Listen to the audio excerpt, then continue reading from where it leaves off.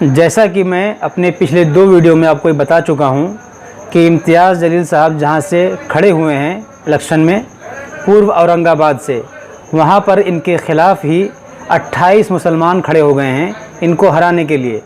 खड़े नहीं हुए दोस्तों, बल्कि उन्हें खड़ा किया गया है पैसे वगैरह देकर। जी हाँ, और ये बातें मैं क्यों कह रहा हूँ, क्योंकि जो लोग खड़े हुए हैं इनके मुकाबले में, सुनने में यह आया है कि कोई रिक्शे वाला है, कोई ठेले वाला है। अब आप खुद बताएं कि एक रिक्शे वाले के पास इतना पैसा कहाँ से आ गया कि वो जो असेंबली का इलेक्शन लड़े।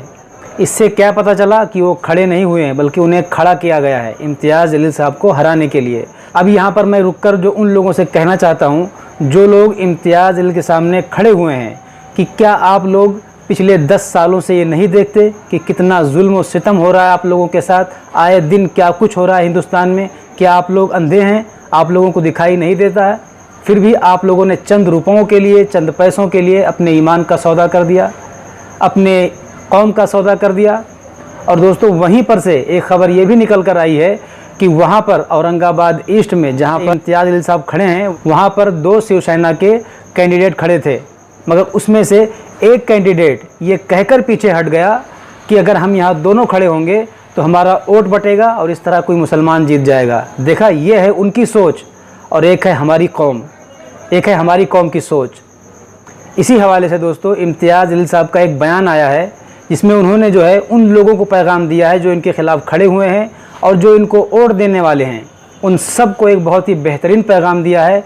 मैं उनसे भी गुजारिश करूंगा कि मेरे भाइयों, इम्तियाज़ जलील साहब का ये पैगाम आप लोग ज़रूर सुने, और मैं अपने सुनने वालों से भी कहूँगा कि आप लोग इम्तियाज़ जलील साहब के इस पैगाम को सुने और इसे ज़्यादा से ज़्यादा शेयर करें ताकि ज़्यादा से ज़्यादा लोगों तक ये पैगाम पहुँच सके। तो आइए हम इम्तियाज़ जलील का ये पैगाम सुनते हैं। और दोस्तों, एक बात मैं और बता दूं, और इसी वीडियो में एक खुशखबरी और दी है इम्तियाज़ जलील साहब ने कि इसी आने वाले 5 तारीख को महाराष्ट्र में औरंगाबाद में असदुद्दीन ओवैसी के छोटे भाई अकबरुद्दीन ओवैसी वो भी तशरीफ़ ला रहे हैं और असदुद्दीन ओवैसी भी तशरीफ़ ला रहे हैं। दोस्तों, मैं आपसे गुजारिश करूंगा दोस्तों कि आप लोग उनका भी जो है भाषण सुनने ज़रूर जाएं। तो आइए इम्तियाज़ जलील साहब का जो है हम ये पैगाम सुनते हैं। आप बखूबी जानते हैं इस इलेक्शन में क्या क्या खेल खेले जा रहे हैं, या आप अच्छी तरह से समझ रहे होंगे। पूरे महाराष्ट्र में सबसे ज्यादा उम्मीदवार, पूरे महाराष्ट्र में जिन लोगों ने फॉर्म भरा कि हमें भी इलेक्शन लड़ना है, 110 उम्मीदवार मैदान में उतरे, और इन 110 उम्मीदवारों में सबसे ज्यादा अगर किसी एक जमात के उम्मीदवार उतारे गए तो वो हमारे मुसलमान हैं। 28 उम्मीदवार मेरे खिलाफ खड़े किए गए हैं। मैं ये नहीं कह रहा हूं कि वो खड़े हुए हैं, उन्हें खड़ा किया गया है। और किसकी तरफ से खड़ा किया गया है? भारतीय जनता पार्टी के मिनिस्टर यहां से जो लगातार जीत कर आ रहे, वो साजिश हम अच्छी तरह से समझते हैं कि जब भी ऐसे इलेक्शन आते हैं, सड़क चलते किसी मुसलमान को पकड़ा जाता है, हाथ में कुछ पैसे थमाए जाते हैं ताकि वो 500, 200, 1000 वोट ले सके, और वो खड़ा हो जाता है चंद पैसों के लिए। विड्रॉल की डेट अभी शुरू है, 4 तारीख तक ये उम्मीदवार मैदान से हट सकते हैं, और मैं उनसे अदबन गुजारिश करना चाहूंगा कि ये पैसा जो तुम्हारे हाथ में दिया गया है, ये जिंदगी भर चलने वाला नहीं है। ये तुम्हारी क़यादत को खत्म करने के लिए ये तुम्हारे हाथ में ये पैसा दिया गया है, कितने दिन चलने वाला है। लेकिन आज ये हालात हमारे सामने अगर आ रहे हैं तो ऐसे ही चंद लोगों की वजह से जो इलेक्शन के वक्त में हमारे वोटों को बांटने का काम करते हैं। आप अच्छी तरह से समझ रहे हैं कि इम्तियाज़ जलील हो या नासिर सिद्दीकी साहब हो, उन्हें हराने के लिए कैसी कैसी ताकतें काम कर रही है। शिवसेना 2 है, एक दूसरे के कट्टर मुखालिफिन है, लेकिन एक शिवसेना का नुमाइंदा पीछे हट जाता है ये कहकर कि अगर हम दोनों लड़ते रहे तो कोई मुसलमान चुनकर आ जाएगा, कोई मजलिस वाला चुनकर आ जाएगा। उनकी सोच ऐसी है, और हम एक अल्लाह एक रसूल को मानने वाले हम कितने हिस्सों में बढ़ गए हैं। ये कितने अफसोस और शर्म की बात है हमारे लिए। या आप लोगों से मैं अदबन गुजारिश करता हूं, अगर किसी ऐसे शख्स को जानते हैं जो इस चुनावी मैदान के अंदर उतरा हुआ है, ठेला लगाने वाला, ऑटो रिक्शा चलाने वाला, चंद पैसों के लिए आज पूरी कौम का सौदा करने के लिए बैठे हुए हैं, ये कितने अफसोस और शर्म की बात है। क्या होगा? 20 तारीख के दिन इलेक्शन होगा, कोई 200 लेगा, कोई 500 लेगा, कोई 1000 लेगा, कोई 2000 लेगा। लेकिन सोचिए 23 तारीख के दिन अगर खुदा ना करे जीत और हार का फैसला कोई 1000 वोट का रहे, 2000 वोट का रहे, और हम जो एक हार पिछले कुछ महीने पहले हमने अपनी आंखों के सामने देखा है, उस दिन आपकी कैसी कैफियत थी।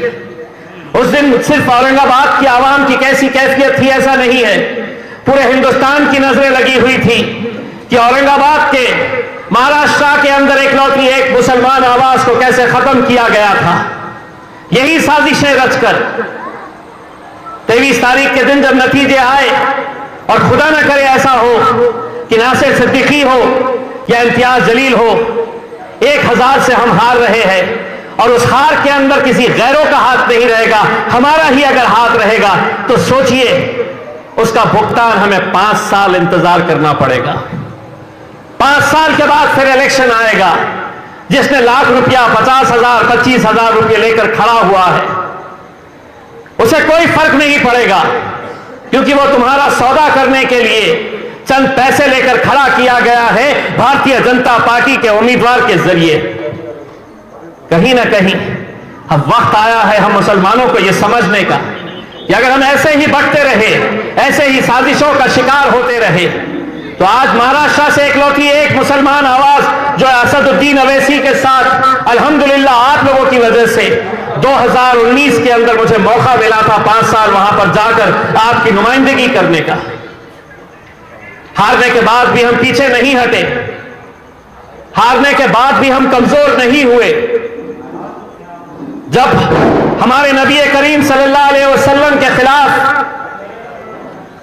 कोई गुस्ताखी करता है, तो हम महज जाकर कोई आंदोलन नहीं किए, कोई मेमोरेंडम देकर हमने अपनी तस्वीरें नहीं खिंचाए। हमने उस वक्त यह ऐलान किया कि आए हुकूमत, तुझे जो भाषा समझ में आती है उस भाषा में जवाब देने की ताकत अल्हम्दुलिल्लाह हम सब के अंदर है।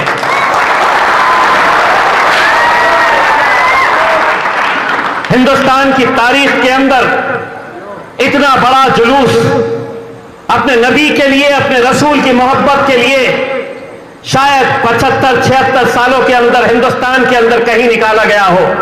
आप लोगों ने उसे साबित करके दिखाया था कि हमारी सियासत ऐसी की तैसी, हमारी कुर्सी को हम ठोकर मारते हैं, लेकिन अगर हमारे नबी करीम सल्लल्लाहु अलैहि वसल्लम के खिलाफ कोई गुस्ताखी करता है तो चट्टान की तरह हम खड़े रहकर तुम्हारा मुकाबला करने की ताकत रखते हैं।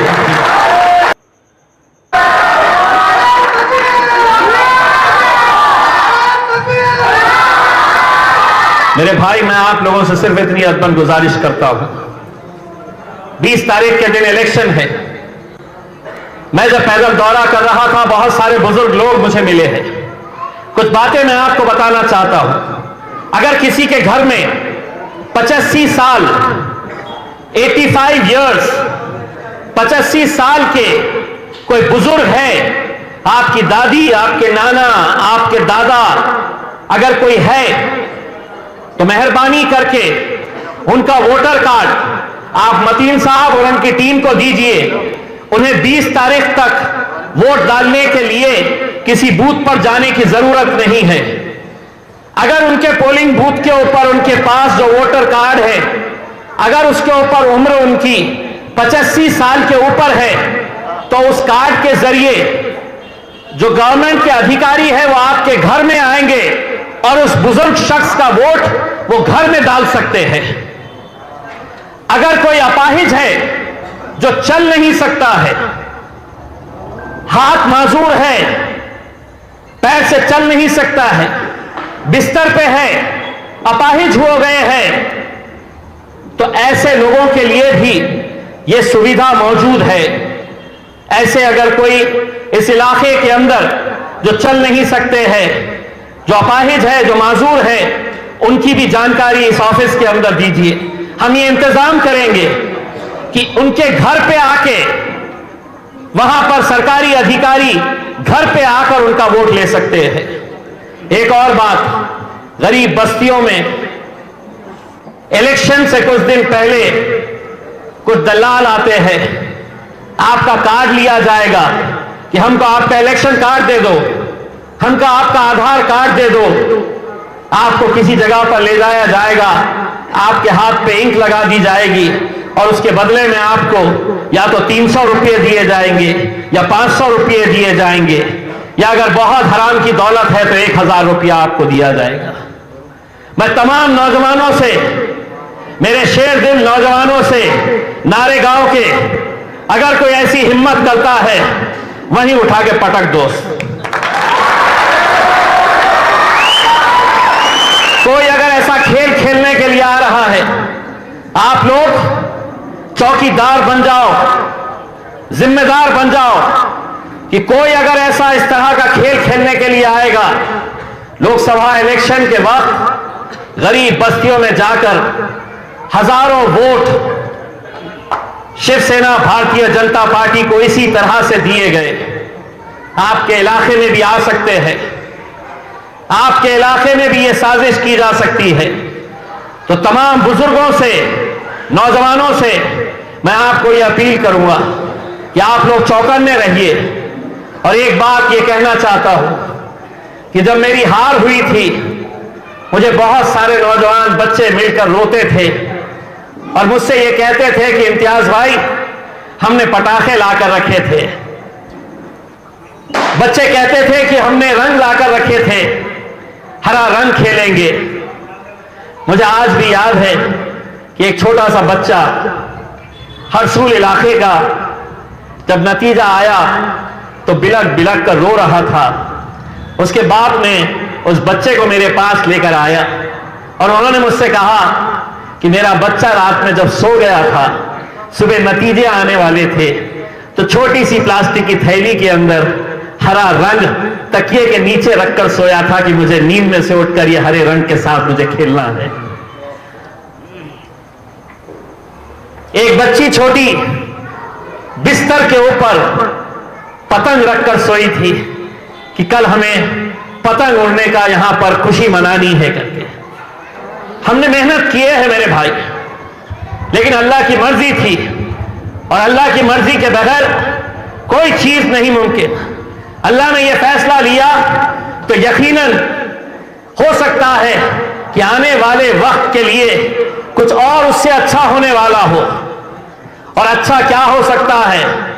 पूरे महाराष्ट्र के अंदर मजलिस इत्तेहादुल मुस्लिमीन में महज 15 सीटें हम लड़ रहे हैं। पूरे महाराष्ट्र में 288 सीटें हैं, लेकिन हमने चुन चुन कर 15 सीटें निकाले हैं और उसमें से अल्हम्दुलिल्लाह बहुत सारी सीटें ऐसी हैं जहां से हम जीत कर आ सकते हैं।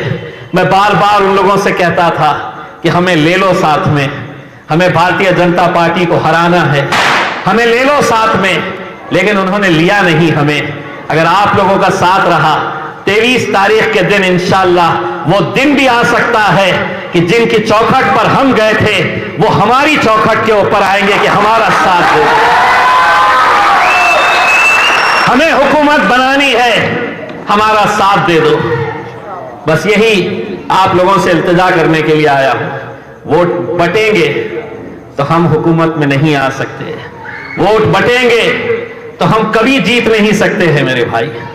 मुझे मालूम है कि यहां पर और भी कुछ लोग हैं, और भी कुछ उम्मीदवार हैं जो आपके इलाके के अंदर आएंगे। अगर कुछ वोट भी अगर इधर उधर हो जाते हैं तो आप समझ लीजिएगा ये वोट जो है ये सीधा भारतीय जनता पार्टी के उम्मीदवार को जिताने के अंदर मदद करने वाला है। इसीलिए मैं आप लोगों से यह अदबन गुजारिश करता हूं, साथ ही साथ जाते वक्त सिर्फ इतना कहना चाहता हूं, 10 साल का इंतजार खत्म हो रहा है, शेर आ रहा है।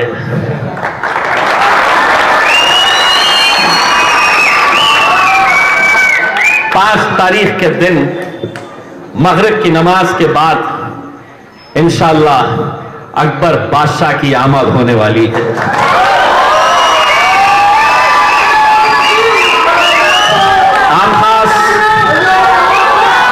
आम खास मैदान के ऊपर एक अजीम और शान जलसा अकबरुद्दीन अवैसी साहब का होने वाला है। बहुत सारे सियासी मुखालिफिन की नींद हराम हुई है कि ये क्यों आ रहा है।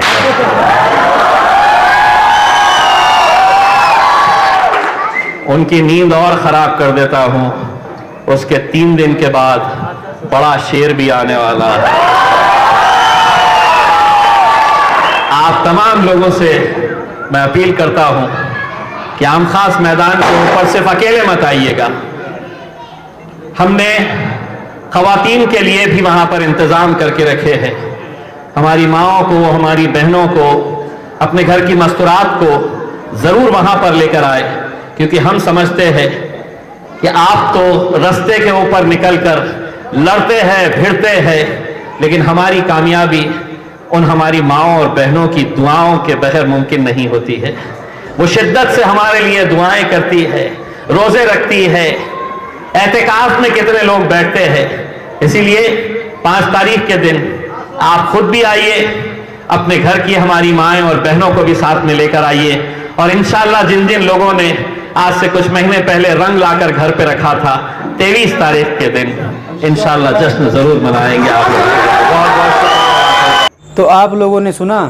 अब मैं औरंगाबाद के मुसलमानों से, बल्कि पूरी महाराष्ट्र के मुसलमानों से कहना चाहूँगा कि मेरे भाइयों, ये आपका वोट डालना आपके आने वाले 5 साल को तय करेगा कि आपका आने वाला 5 साल किस तरह गुजरने वाला है।